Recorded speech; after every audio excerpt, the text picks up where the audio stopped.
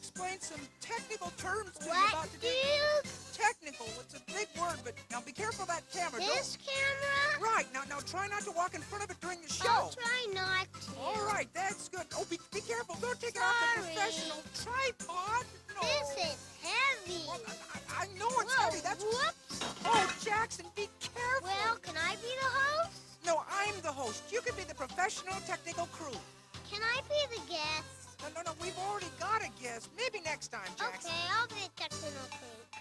From inside Doog's dad's garage, it's Doog's Garage Theater, starring Doog. Featuring top-notch videos, full-color films, very professional music, and real good interviews. And now, let's get to that grand green guy in the garage, Doog. Hello, and welcome to my garage. I'm Doog. That's with 3 O's. That's important because without the 3 O's, my name would just be... And I don't know how to say that. If it had 1 O, well, my name would be Dog. And I'm certainly not a dog.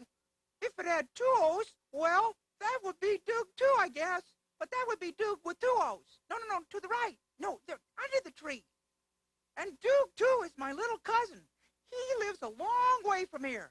But today he's visiting our family. Hey, Doog!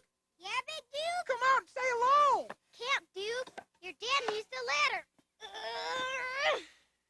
And as soon as you finish the show, he wants to pull his car back in. It looks like it might rain. Don't worry about that.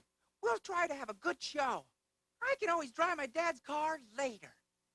Today I've got a fun film for you about Bouncer, the rabbit who lost his hop. Another film I'll show you is about a bully named Tuffy. He was a real meanie. And we'll watch some real live lions. Oh, boy! Also, have you ever heard of a Galapagos? Well, you will today. We're going to see some of them on this show right here in my garage. Oh, I've even got a special guest, too.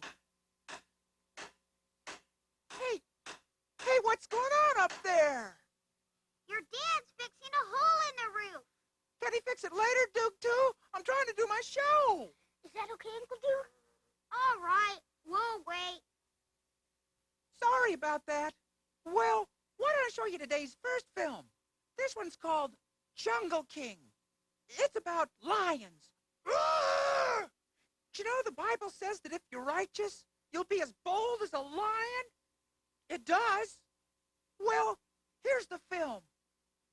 Jackson, would you start the film? Jackson! Oops. Jackson's the technical crew here at Doog's Garage Theater. And he does a good job, too. Except when his mother calls him and he has to go home for a nap. Or sometimes when I ask him to start the film. Jackson! Yeah, Doog? The film! Oh. Well, Jackson, would you start the projector? Oh. Whoa. Oh, Jackson.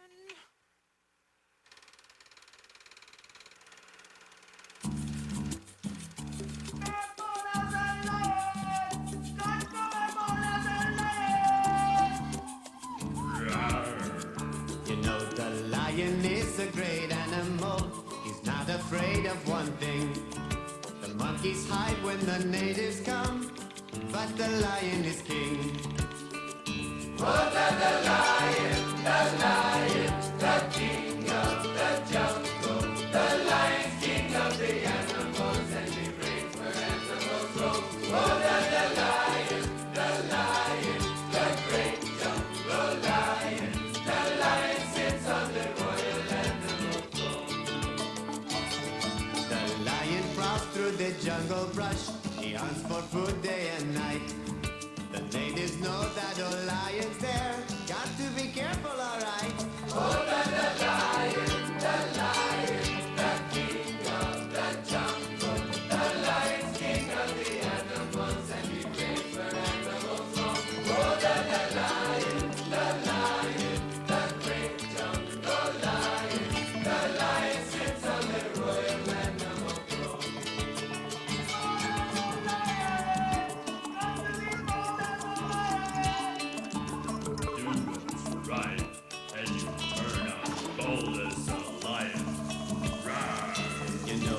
jungle lion is very bold. He growls a thundering roar. And you'll be bold when you do what's right. Don't have to be afraid anymore. Oh, the lion, the king of the jungle. The lion, king of the animals, and he reigns forever most long. Oh, the lion, the great jungle lion. The lion sits on the royal animal throne. La la la la la la la la la la la la la la la la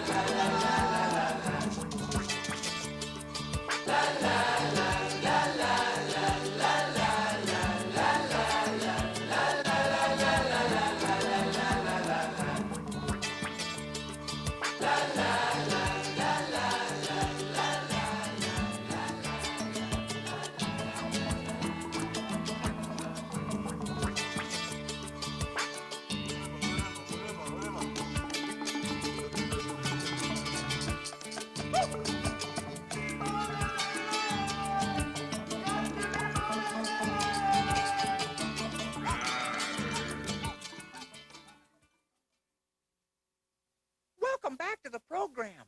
I have some fun facts here about lions. Let's see. Did you know a grown-up lion can eat a whopping 60 pounds of raw meat, take a short break, and then gobble down another 30 pounds? Then he might not eat for another 2 days. Wow-wee, that's neat. That's Jackson again. He doesn't understand about being quiet on a professional show. Sorry. Jackson, did you bring our special guest? What did you say, Doog? I said... Not you, Doog, with 2 O's. I'm talking to the Doog But- with 3 O's. Oh, well, we're still waiting up here to fix the roof. Okay, thanks. Jackson, did you bring our special guest? Oops. I'll go and get him. Sometimes he forgets to bring our special guest, too. Oh, well. Until Jackson gets back with him, let's take a look at another film. This one's called The Trouble with Tuffy. Here goes. Jackson! Not again! Hey, Jackson! Would you start the film? Oh, yeah. Jackson went to get our special guest. Excuse me. You see, usually my professional technical crew handles the lights, but he's gone for a minute and, oh, well.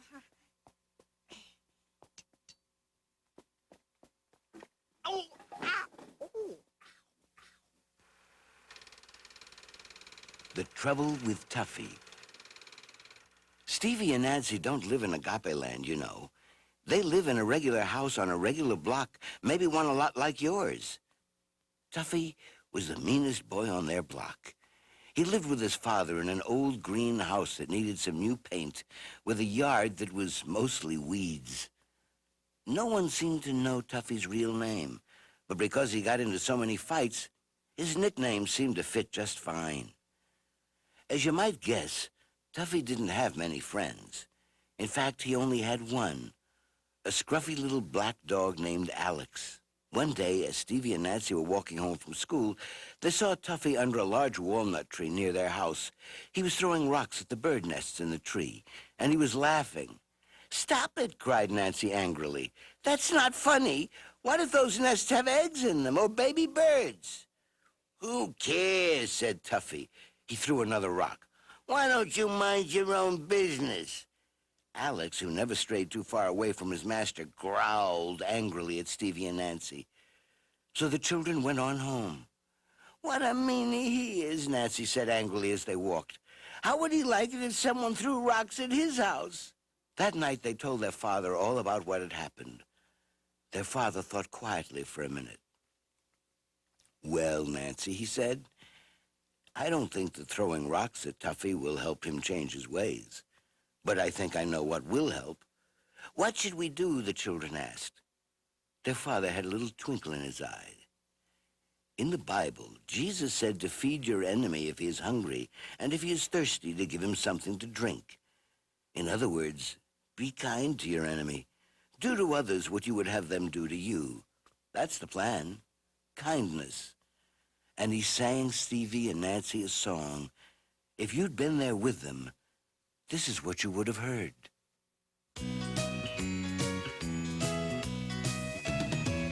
Do you want to know how to make love grow? Take a seed to start, plant it in a heart, then you water it some and give it lots of sun. And before you know it, love will start to grow. Let your kindness show, let your kindness grow. A little seed is all you need, you know. Let your kindness show, let your kindness grow. A little seed is all you need, you know. Now a seed can be many things you see, like a word you say in a friendly way. It's the way you share, it's the way you care, it's the smile you show, 'cause kindness makes love grow. Let your kindness show, let your kindness grow. A little seed is all you need, you know.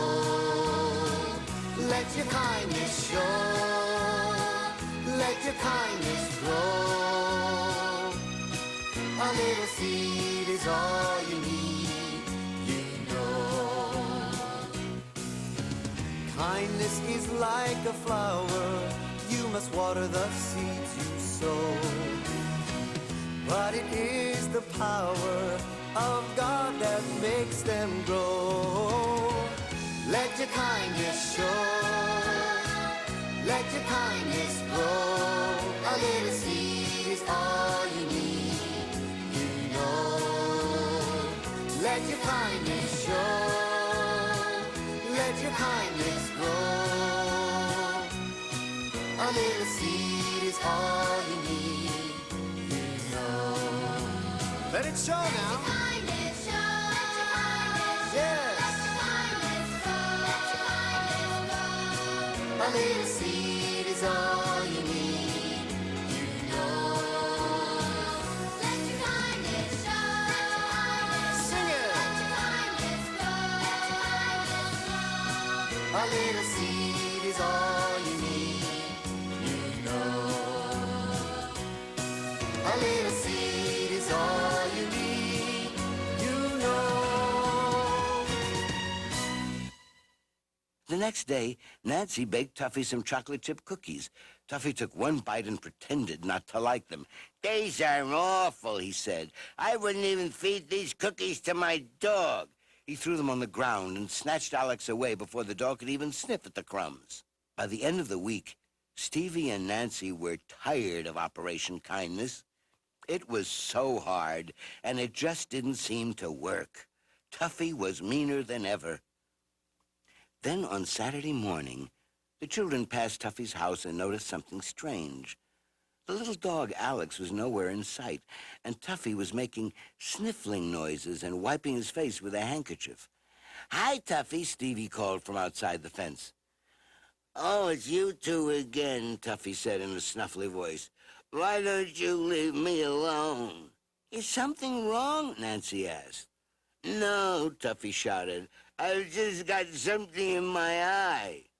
"Where's Alex?" Stevie wondered out loud. "Alex? Oh, he's just..." Suddenly, to the children's surprise, Tuffy began to cry loudly.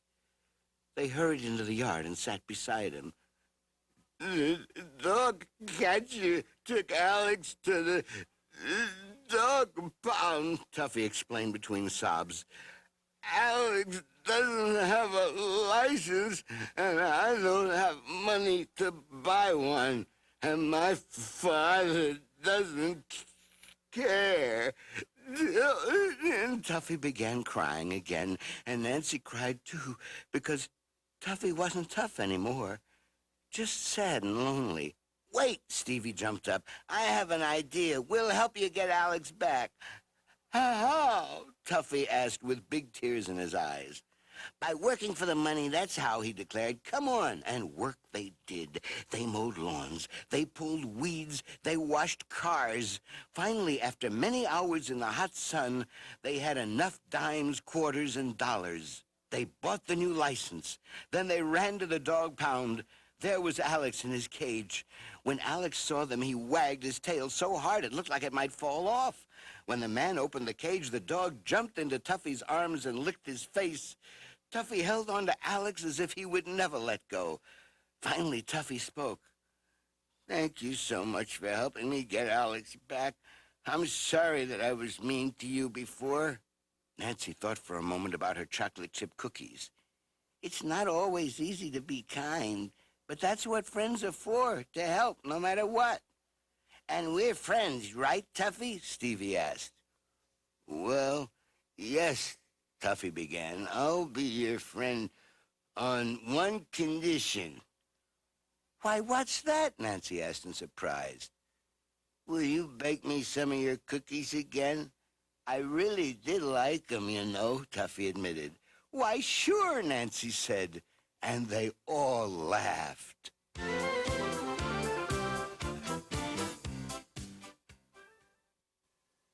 Kindness is very important.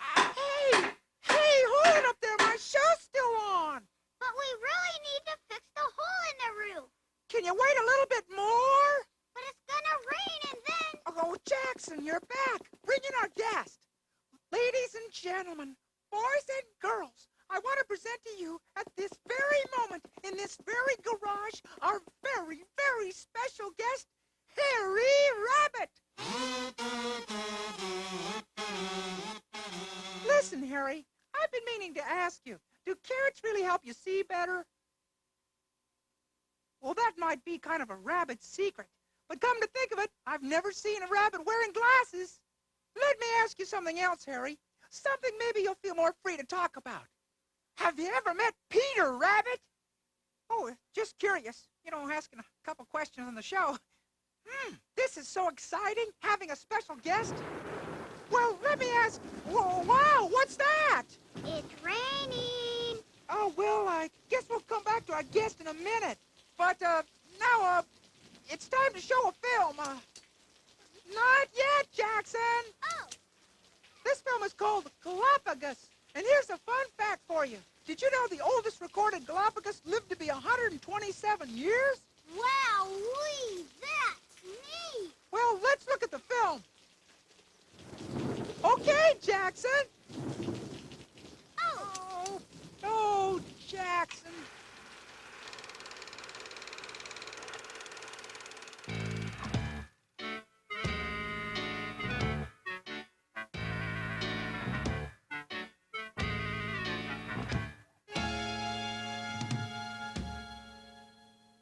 I'm a Galapagos, I'm a Galapagos.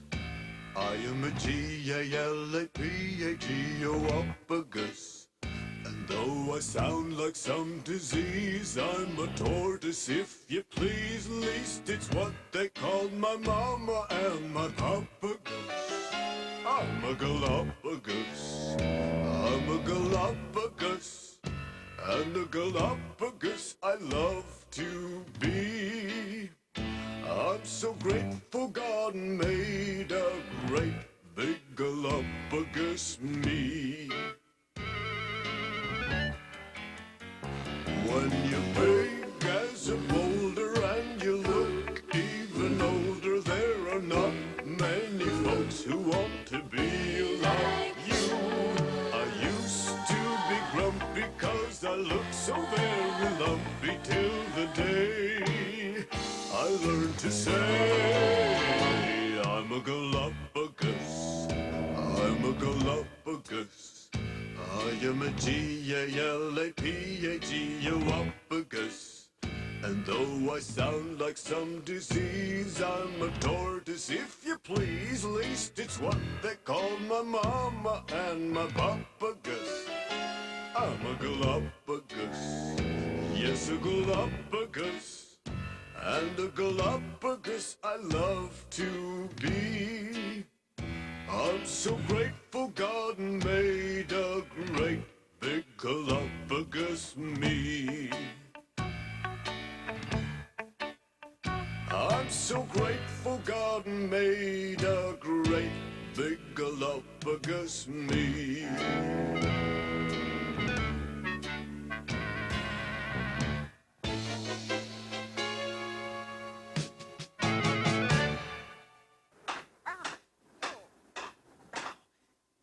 Well, we're getting the problem with the roof fixed here, but I'd like to ask our guest a few more questions. Ah, oh. Just ignore the dust, Harry. Now, we just saw a video about a really big turtle, and I'm sure you've read the story about the tortoise and the hare. Well, tell me, do you think the tortoise really won, or is the whole thing just a tall tale? Ah, I see your point. It smelled a little fishy to me, too. I think what Harry was trying to say is, he believes the tortoise was really a kangaroo in a shell disguise, and the whole contest wasn't fair. Oh, well, the pounding stopped. Are you finished fixing the hole in the roof, Doog, too? Yeah, as long as no one comes walking up here. Oh, hi, Jackson. Wait, Jackson, go up there. No! Jackson, are you all right? Yeah, it's part of the job. Well, I think it's time for a video. Harry brought one with him today about a rabbit who lost his hop.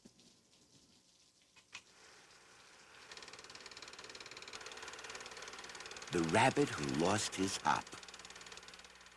Stevie and Nancy knew something was wrong with Bouncer the rabbit.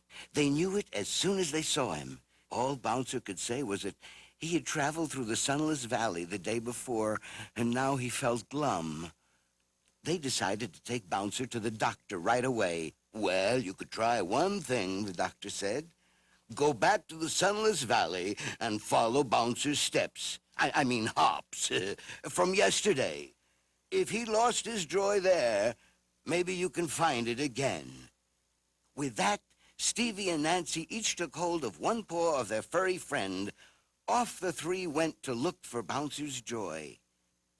Soon the road through Sunless Valley went by a pond, and the three searchers came to a quick stop. There, trying to see himself in the gray-brown water, was a bushy brown mope. The children had never seen a mope, although they had heard about the gloomy creatures. They walked by it as quietly as they could, but not quietly enough. "Oh," said the mope, turning around suddenly. "Who are you? What do you want?" His gray eyes were wide with fright. "We're travelers," said Nancy. "Don't worry, we won't hurt you." She smiled warmly at the creature. "Oh, my," said the mope. "Please do that again." "Do what?" Nancy asked. "What you were doing with your mouth," he said. Stevie understood. "You were smiling, Nancy," he said. "That's it," said the mope. "Smiling. I've been looking in the water and trying, but I don't know what to smile about." "Whenever I have a hard time smiling, I just think about majesty," Nancy told him. The three taught the mope to pull up the corners of his mouth into a grin, and he became a happy mope. They left him smiling into the pond and went on their way. As they went, Nancy thought she noticed a little more spring in Bouncer's step. The trail went around a bend, and the trio soon met more folks who needed help. A young but very tired-looking woman sat among many dirty-faced children. All the children seemed to be crying at once. "Why are they crying?" Nancy asked. The woman did not even look up. "Because I have no song to sing to them," she sighed. "Well," said Stevie, "our friend Bouncer will gladly sing them a song." Bouncer did not feel like singing. He looked at Stevie. "Just think about majesty," Stevie whispered. "He can put a song in your heart." The rabbit nodded his head. Then he stood up straight and began singing a tune he had sung many times before.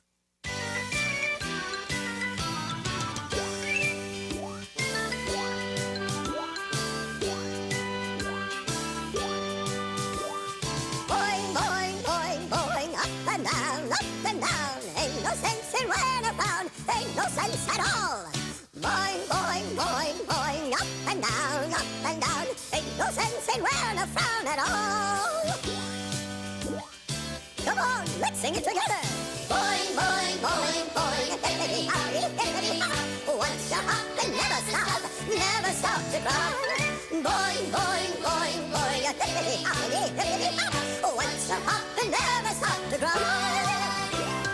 Joy, joy, joy, you just can't hold it inside. Joy, joy, joy, joy, it comes from doing what's right. Boing, boing, boing, boing, jump in the air. Hey, jump in the air. Sing a song that you can share. Sing it every day. Boing, boing, boing, boing, jump in the air, jump in the air. Sing a song that you can share today. Joy, joy, joy, you just can't hold it inside. Well, let it out. Joy, joy, joy, wonderful. It comes from doing what's right. All right, here we go. Jump in the air, touch the sky, over the trees you can fly. Jump and bounce, hippity hop, you'll get so happy around your bump.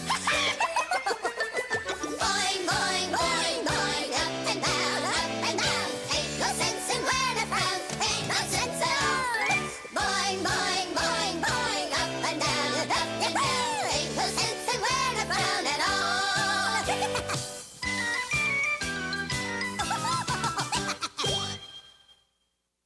And so it was that Bouncer found his joy.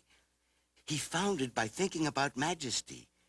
And he learned that the more he gave this joy away, the bigger his own joy grew. Not only that, but from then on, he had the most perky rabbit ears in Agapeland. Thanks for joining us today, Harry. And thanks for bringing up Jackson. Oh. Hello? Oh, yes, Jackson's here. Okay, he'll be right home, Mississippi. Bye. Jackson, your mom wants you to go home now. It's time for your nap. Already? Dude, your dad wants to know how soon he can pull the car in. Well, looks like it's that time anyway. It's been fun. So, see you next time right here on Doog's Garage Theater.